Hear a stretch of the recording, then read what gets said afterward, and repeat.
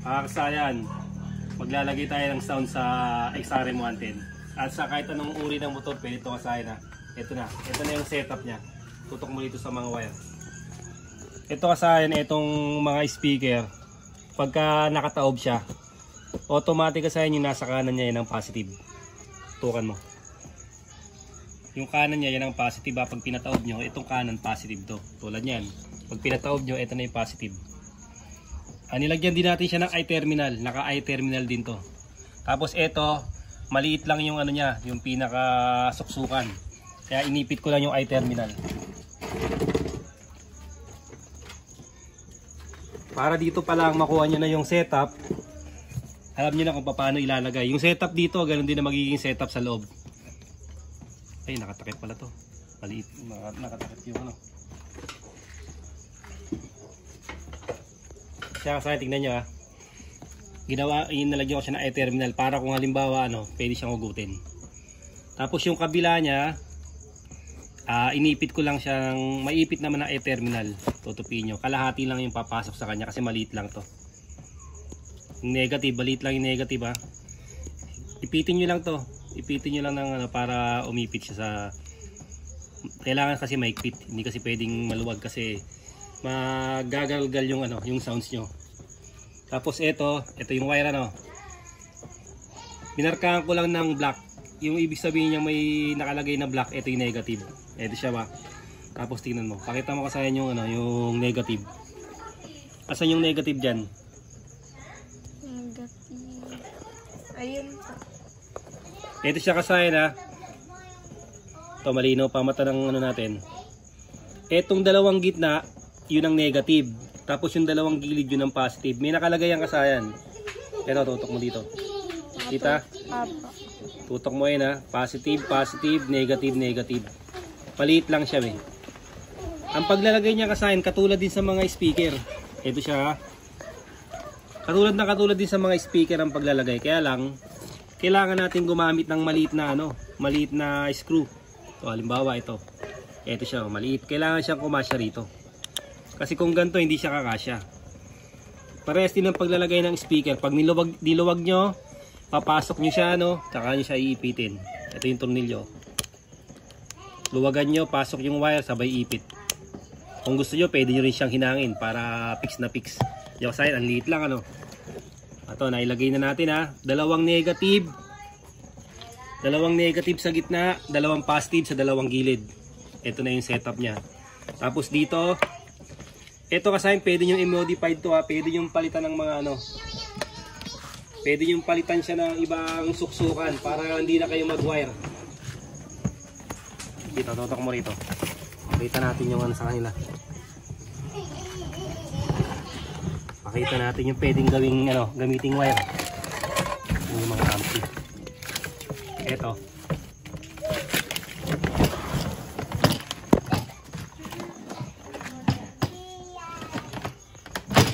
Ito siya kasaya pwede siyang gamitin dito para kahit di nyo siya gamitin yung ganito. Ito, ganun din. Luwagan nyo rin dito, tapos ipit nyo yung wire. Kasi pag gaganto, may posibilidad na lumuwag. Kailangan nakapik siya rito. Yan yung tornilyuan Ganito rin siya. Parehas lang din, parehas lang. Luwagan, tapos higpitan. Pag naipasok na yung wire. Pwede yung hinangin sa ilalim. Pwede siya para mas fit na fit. Kung sakaling nagsasounds kayo tapos parang siya, gumagalgal. Ito yung magiging nyo, ito. Parehas siya Yan. Yan, dito na kayo magwa-wire. Ito na yung nyo, positive at negative. Puputulin nyo lang yung ganito. Kasi positive, negative lang naman to. Kung wala kayong ganito, kasi sa electronics 100 din ang isa pag bibili. Additional pa na gastos. Ito pwede rin naman. Dito kayo maglalagay ng switch sa positive. May nakalagay din to. Ito mas malaki to kaya mas makikita nyo. Positive, negative. Ito yung positive. Doon tayo maglalagay ng switch, on off switch. Ngayon, itong isa ilalagay natin sa positive ng battery. Ito yung battery natin Tingnan natin kung meron pang karga. Ito yung positive ng battery. Ipitin lang natin para Positive ng battery yung switch. O kaya ilalagay nyo sa accessory wire. Sa accessory wire nyo ilalagay para pagbukas ng susian saka lang gagana yung sounds. Pero kung mahilig kayo mag sounds, nakapatay, makakapag sounds kayo. Tapos etong isa kasay na yung pansinin yung kulay, wala tayo ano eh. Ayun o, kulay pula siya eh. Negative, ito yung negative. Ito ilalagay natin sa negative ng battery o body ground. Dito naman natin siya ilalagay.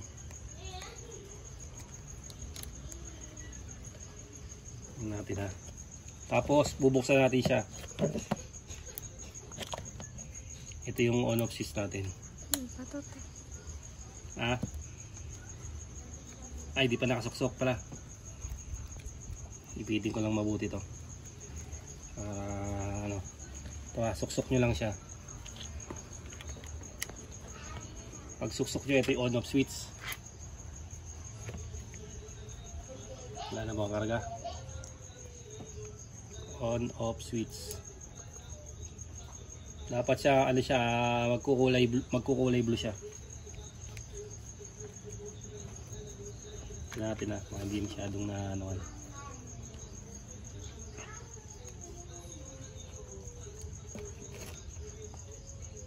Yan. Tapos Ayun. ayan siya. Kulay blue na siya. Tingnan natin na baka mamaya wala na siyang karga. Positive ba? Nasa positive yung switch niya. Doon yung pinaka ano natin. Yan. Pag pinatay natin, halimbawa papatay natin. Papatay, hindi siya hindi pa nakapix.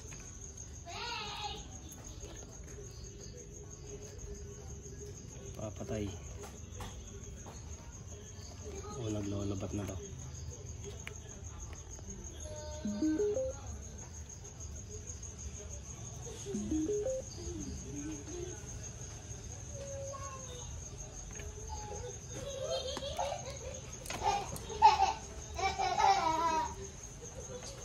Sila natin kasi hindi siya masyado na pipit.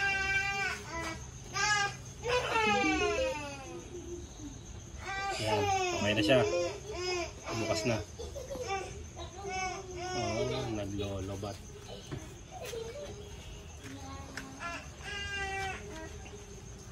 Testingan lang natin.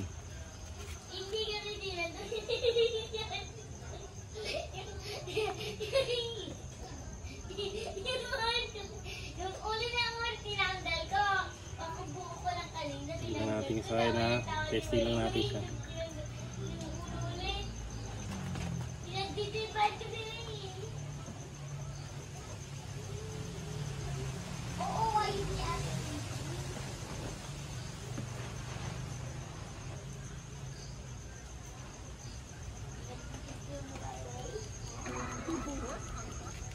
Yan.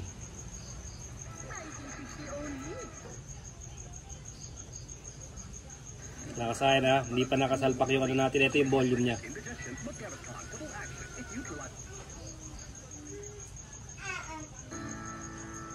Bukan natin kasahin ha. Ito yung volume niya ha. Volume dito tsaka pwedeng volume yung cellphone.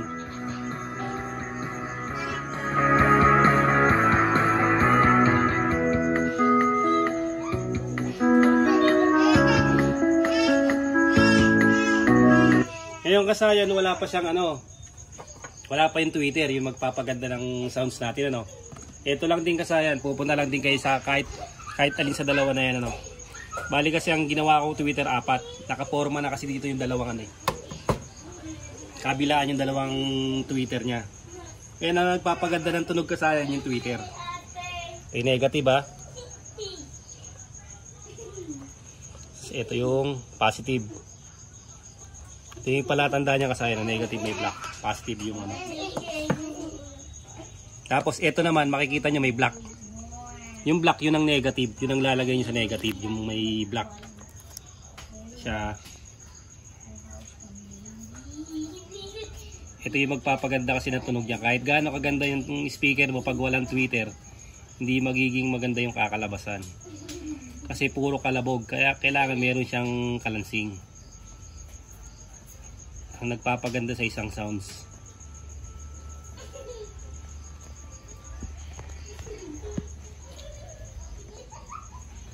Sasayan na.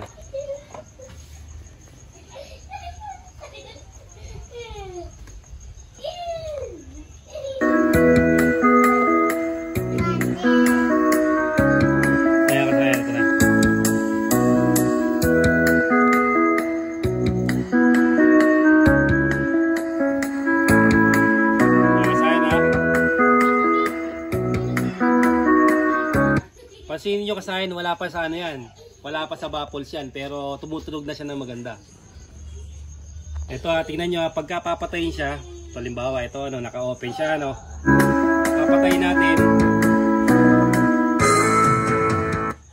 Yan siya kasahin, nakapatay Papatayin natin yung kanyang Bluetooth.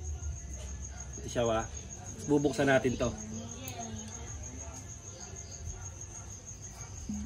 Kasahin na ganun lang, hindi kagaya ng iba connected successfully. Ito hindi na siya maingay. Tutunog lang siya ng konti Paano mo sa kanila para mas marinig nila ng patay, tapos on. Yan lang siya kasahin pag nagkulay blue yan. Ganun lang yung tunog niya. Kasi yung kasahin pag magbu-bluetooth tayo, sa Bluetooth tayo, hindi tayo sa USB. Ayan siya. Ito yung pangalan niya kasahin na ito. Sinyi. Yan. Sinyi yung pangalan niya ng Ayan Pagka ipapasok natin sa yung pangalan ng ating ampli.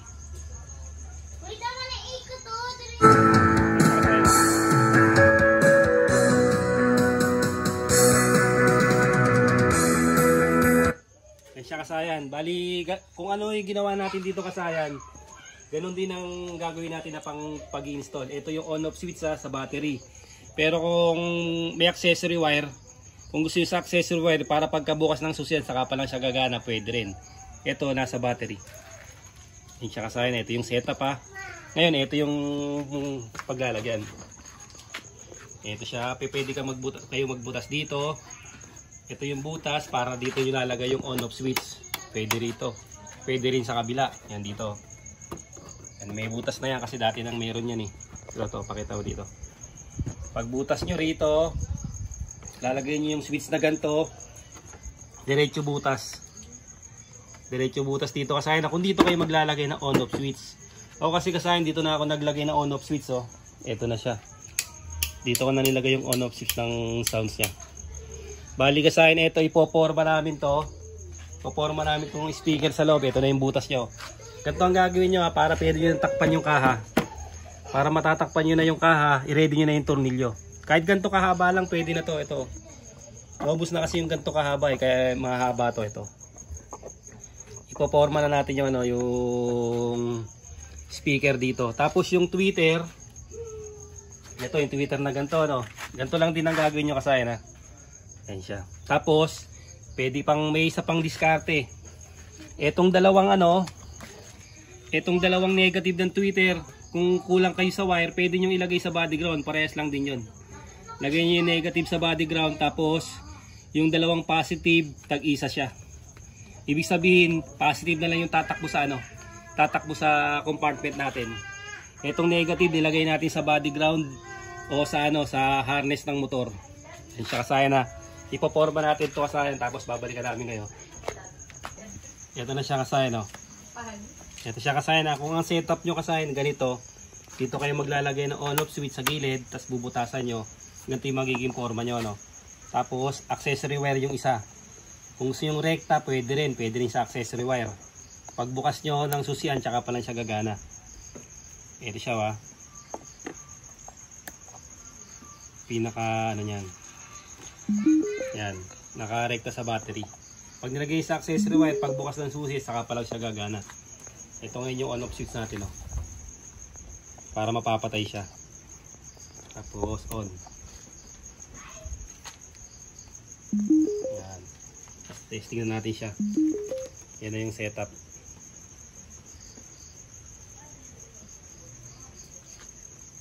Yan siya kasayan.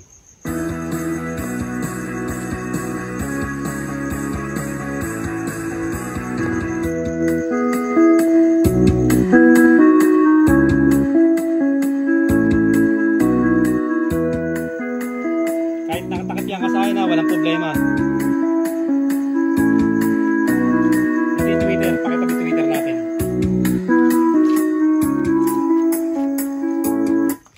Ito siya kasayan, dito nakapwesto yung Twitter natin ha. Ito siya. Saka dito sa may kabila. Ayan, parinig mo sana para marinig na yung Twitter.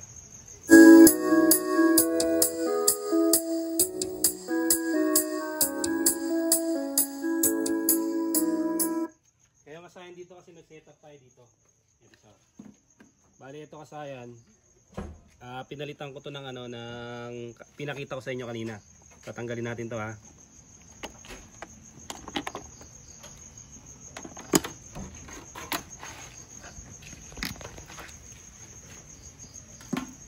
Tapos ito yung Twitter oh, yung pagkabit ng Twitter para ano, simple lang naman siya, parehas lang eh no. Kailan naman yung paglagay ng Twitter para alam niyo. Ito yung Twitter, wag niyo ilalagay sa loob ah. Kasi pag nilagay niyo sa loob to, hindi rin siya maririnig. Kailangan nasa labas siya. Dati dito ko nilalagay eh. Dito, ilang paano. Dati dito ako naglalagay ng Twitter sa may tagiliran. Kaya lang pagka yung may sinasakyan ko to ng bag na sasagi siya, natatanggal. Kaya mas maganda ron sa may tago para hindi siya matanggal. Dapat siya nakalabas para lumabas yung kalasing. Ito yung setup kasi no. Dito lang siya ilalagay. Yung inano kong setup. Hindi ko pa na-tape yan kasi pipis ko pa to. Pabawasan ko pa to ng wire kasi napahaba yung ano. Tapos testing natin siya ng nakasarado. Ito yung volume ha. Pero kahit dito na kayo mag-volume sa ano nyo, sa cellphone nyo na gagamitin. Tapos, ito yung jack. Pagka yung yung walang Bluetooth yung cellphone nyo, yung jack ang gagamitin nyo.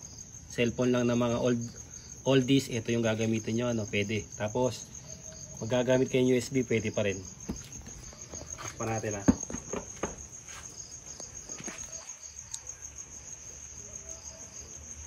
Ito yung tunog niya. Uy, nakapatay. Nakapatay siya kasayan ha. Pagbukas lang nasa ACC wire siya. Be careful when you drive. Pagbukas pa lang ng susian. Pagbukas pa lang kasi ng susian, tsaka pa lang siya gagana. Ito yung ano niyan. Ito, tingnan mo. Pagbukas natin, ito yung on-off switch niya. Ayan siya. Yun na yung pinaka on-off switch. Pagbukas, ito nakabukas na siya. Tapos pag umopen na.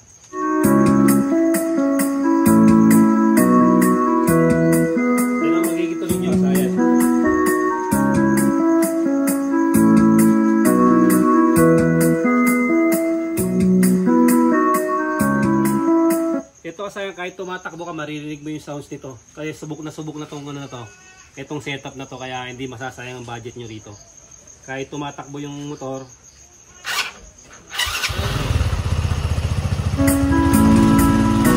maririnig pa rin siya.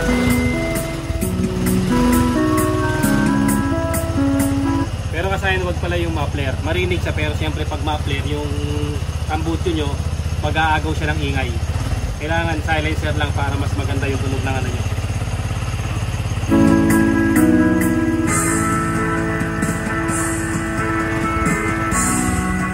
Ganun lang kasayan yung